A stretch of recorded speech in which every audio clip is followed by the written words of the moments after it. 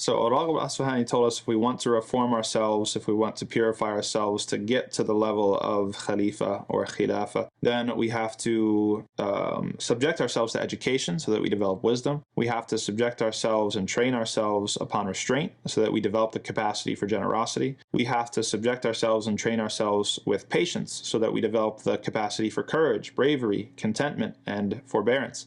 And then finally, we have to habituate ourselves to justice so that we develop Ihsan. And what the author means by this is that when you move through life kind of with a lens where you are focusing on the just, on being fair, on giving everyone their rights, then this is a transferable skill that is going to enable you to have ihsan towards all of creation. Okay, and this is why the Prophet ﷺ said that all of the creation makes istighfar, right? It asks Allah to forgive the alim. حتى الحوت في البحر. He said, even the fish in the sea, right? Because if you are concerned about justice, then you are going to care about what happens to those fish, right? You're going to care if somebody's dumping chemicals in the lake. You're going to care if somebody is, there's microplastics that are getting into their lungs and everything like this.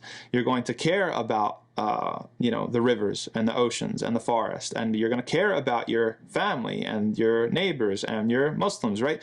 It's basically putting on your radar your duty to all of these different parts of creation.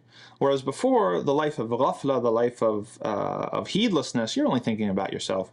You're only thinking about your maslahah, your desire. What do I want? What do I want to do today? How am I going to spend my time, my free time, right? How am I going to make myself happy? Somebody who has an eye for justice, they're going to start looking around for other people and what they need, whether it's your spouse, whether it's your children, whether it's your extended relatives, your parents.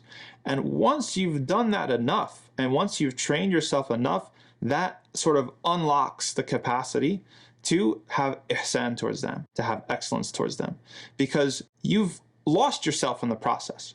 Lost yourself in a certain sense of the word. Like you've actually found your true self, which is this khalifa, which is this servant, this almost managerial role. But you've lost yourself in the sense that you're no longer just making all of your decisions based off of what's good for you. You are very, very sensitive to what's best for everybody, and you're going to strive to have excellence towards everybody else.